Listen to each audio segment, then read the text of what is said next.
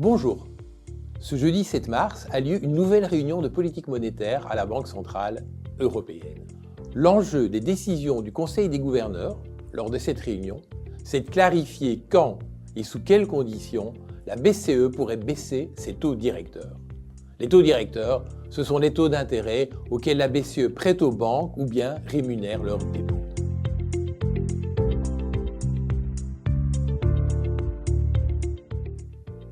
On sait que l'inflation, c'est-à-dire la hausse des prix, s'est envolée en 2022 et 2023, ce qui a poussé la BCE à réagir.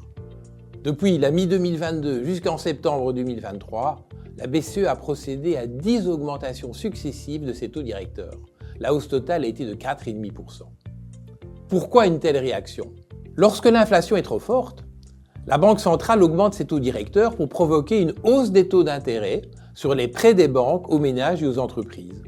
L'espoir est que les ménages et les entreprises réagissent en diminuant leurs dépenses à crédit. Confrontées à une demande déprimée, les entreprises doivent se disputer les rares clients et ont moins de possibilités d'augmenter leurs prix. La dégradation de l'emploi diminue aussi le pouvoir de négociation des travailleurs et freine ainsi les salaires, donc les coûts des entreprises et ainsi leurs prix.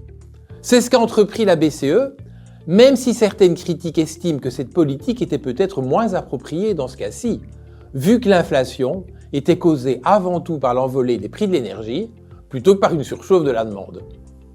Évidemment, le coût de cette politique, c'est le ralentissement de l'activité, voire une récession et les risques d'une hausse du chômage. La Banque centrale doit donc réorienter ses taux directeurs à la baisse dès qu'elle considère que l'inflation annuelle est en train de retourner vers 2%. Or, on constate que l'inflation de la zone euro s'est retournée à la baisse il y a au moins une année et décroît presque continuellement. En février de cette année, l'inflation s'est limitée à 2,6% et l'inflation sous-jacente à 3,3%. À la BCE, certains membres du Conseil des gouverneurs sont donc d'avis qu'il conviendrait déjà de baisser les taux. Toutefois, d'autres membres estiment qu'il y a encore un risque que des hausses de salaire trop fortes induisent une reprise de la hausse de l'inflation. De leur point de vue, il faudrait encore attendre que de nouvelles données soient publiées sur les salaires négociés avant d'envisager une baisse des taux.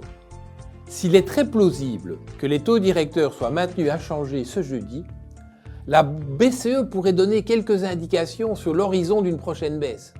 Ces indications ont beaucoup d'influence sur les marchés.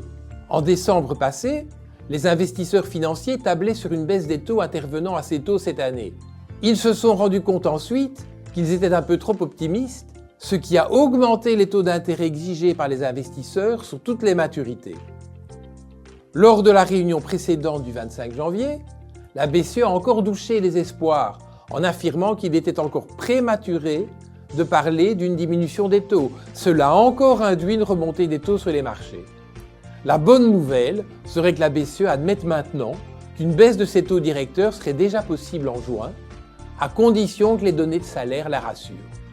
Cela pourrait suffire à déjà provoquer une légère diminution des taux d'intérêt sur les marchés.